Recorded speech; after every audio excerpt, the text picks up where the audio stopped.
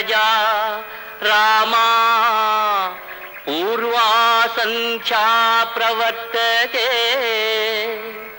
ఉత్తిష్ట నరశార్దూల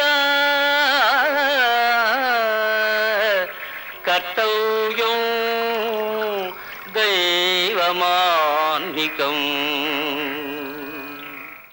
అలా కౌసల్య సుప్రజ కాబట్టే సీతాదేవి కూడా అంటుంది, కౌసల్య లోకభర్తారం సుషువేయం మనస్విని, మా అత్తగారు ఎంత గొప్పదయ్యా అంటుంది.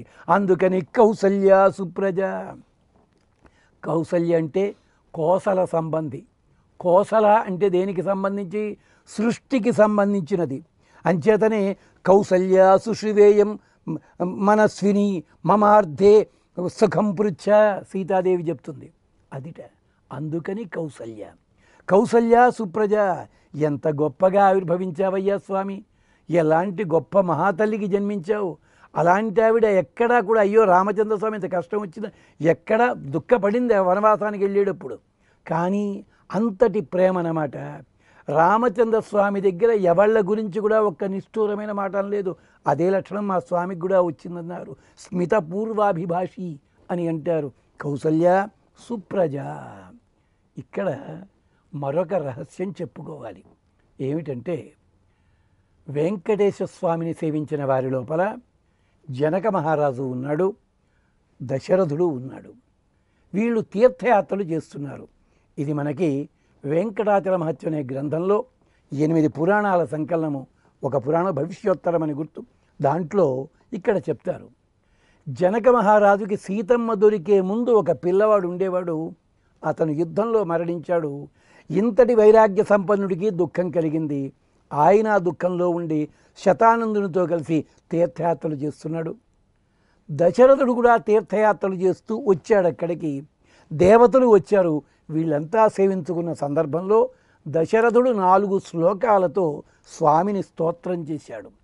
అప్పుడు పరమాత్మ ఆయనకి ఒక వరం ఇచ్చాడు. రాజన్ ప్రీతః భవద్భక్త్యా చతుశ్లోక్యా త్వదీయయా.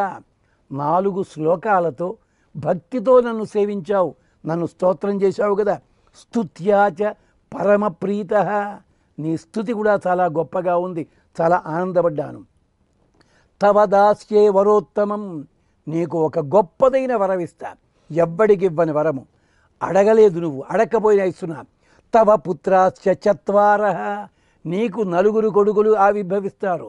చత్వారః అమిత విక్రమాః శూరాశ్చ బలవంతశ్చ. అమిత విక్రములు, శూరులు, బలవంతులు. పదం చూస్తే అన్నీ ఒకలా ఉంటాయి, వివరణ చాలా పెద్దది. బలవంతశ్చ మత్తుల్య బల విక్రమాః. దత్తారాజన్ వరాహ పురాణంలో ఘట్టవిది. అంచేత నాతోటి సమానమైన బలము కలిగిన వారు. చమత్కారం నేనే పుడతా అని చెప్పాడు అనుకోండి, గొడవలు అయిపోతాయి.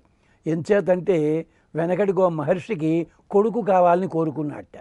కొడుకు కావాలని కోరుకుంటే ఆయన కోరుకుంటే పుట్టాడు కొడుకు. అక్కడ వరం కోరుకున్నాడు ఆయన. ఏమిట? చుట్టూ కనిపించే కొండలు పిండి అయిపోయినప్పుడే నా పిల్లాడు పోవాలి అనుకున్నట్ట పాపం. వీడు పుట్టాడు. పుట్టగా నేనేం చేశాడు తెలుసా? ఈ పిల్లాడికి ఊహ తెలవగానే, ఒరే బాబు నీ గొప్పతనం తెలుసునా అంటూ దూరంగా చూపించే కొండలు చూపించి, ఈ కొండలు ఎన్నాళ్ళు ఉంటాయో అన్నాళ్ళు నువ్వు ఉంటావు, ఆ కొండలు పొడుము అయినప్పుడు మాత్రమే నీకు ప్రాణం పోతుందని చెప్పాడు. వాడు పొగరెక్కిపోయి తిరిగాడు, అందరినీ నాశనం చేశాడు. చివరకు మహర్షి వచ్చి భస్మోభవ అన్నట్ట పాపం. వీడు పోలే. ఆ మహర్షి గారు ఆలోచించారు, ఏమైందన్నాడు. తెలిసింది. అందుకని తన తపశక్తితోటి దున్నపోతుల్ని వందలాదిగా సృష్టించి మొత్తం కొండలన్నిటి పిండి కొట్టించేట. వీడి అత్త డామని ప్రాణం పోయింది. వీడికి బాలధి అని ఒక కథ ఉంది. అందుకని ఇలాంటి ప్రమాదాలు ఉంటాయని ఆనాడే స్వామి మత్తుల్య, నాతోటి సమానమైన వాళ్ళు. చమత్కారం నేనే వస్తాను అర్థం. ఎంచేతట భగవంతుడితో సమానమైన ఎవడో ఉండడు. భగవంతుడే ఏకమేవ అద్వితీయం. ఇది చమత్కారం. అల్లా వచ్చాడు గనక కౌసల్యా సుప్రజ. అలాగ దశరథునికి వరం ఇస్తే నీవు స్వయంగా కౌసల్యకి జన్మించావా? మహానుభావ, ఎంత గొప్పవాడివయ్యా. ఫలములు ఇచ్చేవాడు సాధనములని సాధకులని కూడా సాధనములు ఇచ్చాడా? అది విశేషం. ఒక కవి విశ్వామిత్రుడు తీసి నవ్వుకున్నాడు. ఏమయ్యా, తపస్సు చేశావు కదా, యజ్ఞం చేశావు కదా, ఫలం ఎవరిస్తారు? భగవంతుడు ఇస్తాడయ్యా. మరి ఆ భగవంతుడినే పట్టుకొచ్చి కాపలా పెట్టామేమిటయ్యా అన్నాడు. ఆ భగవంతుడికే దండం పెట్టి ఫలితం ఇచ్చే అనొచ్చు కదా. విశ్వామిత్రుడు వచ్చి ఆయన కూర్చోబెట్టాట అక్కడ కాపలా. అలాగా సేవకులకి కూడా సేవకులు అయ్యేవాడు. అన్నమాచార్యుల వారు అంటారు, బంటులకు బంటవుదువురా నువ్వు అని చెప్పి. అలా వచ్చాడు స్వామి. ఫలం అతః ఉపపత్తే అని బ్రహ్మసూత్రం. ఫలమిచ్చేది అతడే. ఆయనే కొడుకుగా వచ్చాడు, ఆయనే శిష్యుడయ్యాడు, రక్షణ కలిగించాడు. కాబట్టి కోసలాన్న కౌసల్యాన్న సృష్టికి సంబంధించి ఆయనే సృష్టిస్తాడు, ఆయనే మనకి ఫలితములన్నీ ఇస్తాడు. ఇంకొక చమత్కారం, కౌసల్య సుప్రజ అండంలో ఒక్కొక్కడు ఆవిర్భవించాడంటే మహానుభావుడు ఆ వంశానికి మంచి పేరు పట్టరావడం మాట దేవుడికి కానీ ఇంకేవేవో తెస్తుంటాడు. పాపం ఓ కుర్రాడు ఉన్నాడు, పుట్టగానే వాడి జాతకం ప్రకారం ప్రమాదం ఉందని చెప్పి అయ్యా వీడిని అడవిలో వదిలేయండి అన్నారు. పాపం అడవిలో వదిలేస్తే వాడు రాజకుమారుడే పెరిగాడు. ఆ మహానుభావుడు ఏకలవ్యుడు తర్వాత చూడండి ఇలాంటివి కొన్ని ఉంటాయి. ఇక్కడ లోకభర్తారం సుషివే, ఆవిడ అలాంటి మహాతల్లి కౌసల్య సుప్రజ. మనుజుడై పుట్టి మనుజుని సేవించి అన్నట్టుగా మనలాంటి వాళ్ళ కోసం వచ్చాడు. ఎలాగా సత్యధర్మాలు పాటించాడు ఆయన. కష్టాలకి కుంగలేదు, ప్రలోభాలకి వంగలేదు, సుఖాలకి పొంగలేదు, నిలబడ్డాడు. అలాంటి స్వామి కౌసల్య సుప్రజ. భాగవతం చెప్తుంది మానవావతారం ఎత్తడం అన్నది ఓ సరదా కాదయ్యా నీకు. మత్స్యావతారస్తు మత్స్య శిక్షణం రక్షోవధాయైవ న కేవలం. నువ్వు మానవులని శిక్షించడానికొనే వస్తూ ఉంటావు, రాక్షసుల వధించడానికి కాదయ్యా వచ్చింది. రాముడు కూడా అలాంటి మహానుభావుడే. కౌసల్య సుప్రజ అని చెప్పడంలో మిగిలిన అవతారాలలో రాక్షసుల్ని వధించాడు ఆయన. కానీ రామావతారంలో ప్రత్యేకత ఉంది. దేవతలంతా వచ్చి అయ్యా రావణాసుడు చంపేస్తున్నాడండి, వాడిని చంపేయండి అంటే అయిపోతుంది కదా. దేవతలు అడగకూడని వరం అడగకూడని పద్ధతిలో అడిగారు. ఏమని? రావణాసుడిని వధించు అంటే సమయం చూసి వధించేస్తాడు. కానీ వీళ్ళు అనవసరంగా దానికి మన భాషలో కొన్ని క్లాజులు పెట్టారు. ఎలాగో తెలుసా?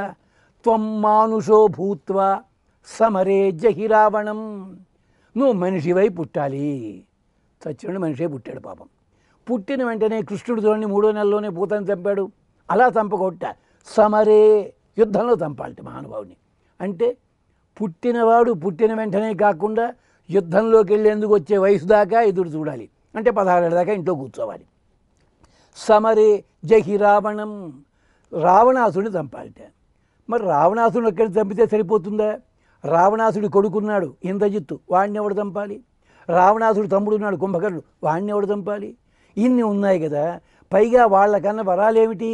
మానవుల చేతుల్లోనూ మానవులు మరొకటి దానితో పోవాలన్నాడు. అందుకని ఈయన పాపం తనని తాను 4 భాగాలుగా విభజించుకుని రావణాసుర వధ కోసం రాముడిగా వచ్చి, ఇంద్రజిత్తు వధ కోసం లక్ష్మణుడిగా వచ్చి, శైలూషుడనే గంధర్వుడి వధ కోసం అని చెప్పి భరతునిగా వచ్చి, అలాగే శత్రుఘ్నుడు లవణాసుర వధ కోసం వచ్చి, పైగా ఇంకా ఎంతెంతమంది రాక్షసులు ఉంటారో వాళ్ళందరినీ చంపడానికి 11,000 సంవత్సరాలు కూర్చున్నాడు కౌసల్య సుప్రజ. అందుకని కన్నదయ్యా మహాతల్లి అద్భుతమైన సన్నివేశం ఇక్కే. అందుకని కౌసల్య సుప్రజ రామ పూర్వా సంధ్యా ప్రవర్తతే. కౌసల్యా సుప్రజా రామా పూర్వా సంధ్యా ప్రవర్తతే. ఉత్తిష్ట నరశార్దూల కర్తవ్యం దైవమాన్నికం.